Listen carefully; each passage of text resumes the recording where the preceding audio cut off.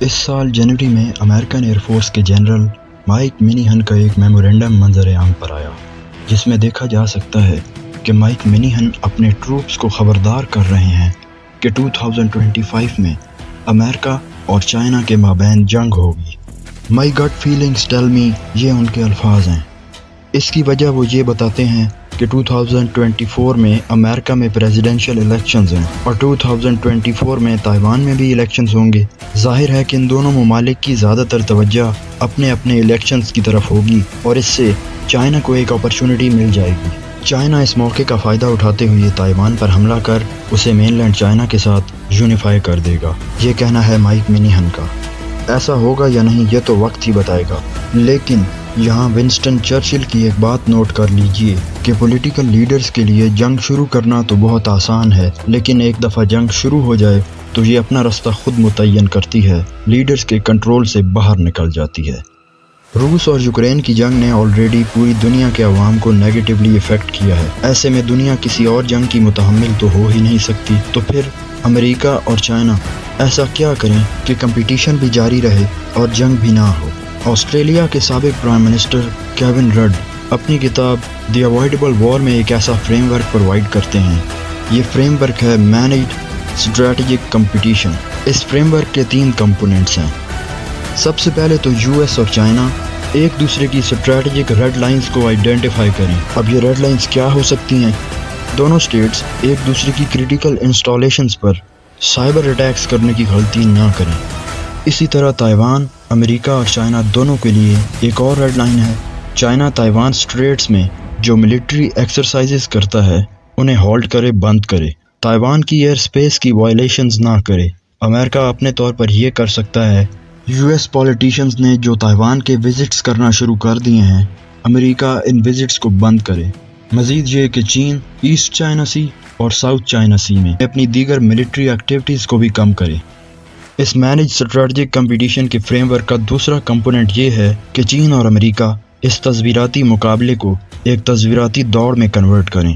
Military, technological اور economic capabilities میں superiority achieve کرنے کی دوڑ میں لگ جائیں۔ ڈیولپنگ اور انڈر ڈیولپڈ اسٹیٹس میں اسٹریٹجک، اکنامک اور آئیڈیالوجیکل انفلوئنس بڑھانے کے لیے کمپیٹ کریں۔ ساتھ ساتھ چین اور امریکہ اپنی مارکیٹس بھی ایک دوسرے کے لیے کھولے رکھیں۔ اس فریم ورک کا تیسرا کمپوننٹ ہے کوآپریشن۔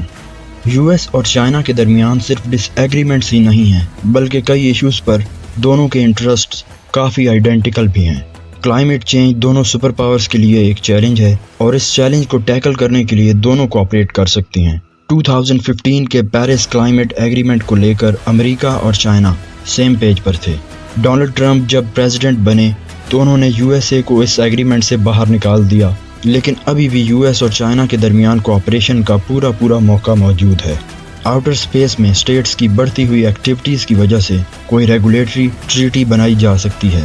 پھر نیوکلیئر ویپنز کی پرولیفریشن کو ریسٹرکٹ کرنے کے لیے یو ایس اور چائنا تعاون کر سکتے ہیں۔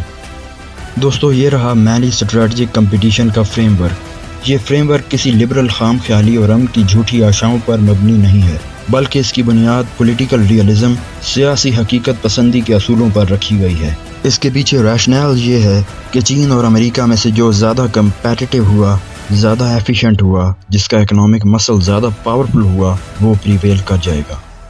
پھر یہ بھی یاد رکھیے کہ اسٹریٹجک کمپٹیشن کو مینیج کرنا یہ کوئی نئی بات نہیں ہے۔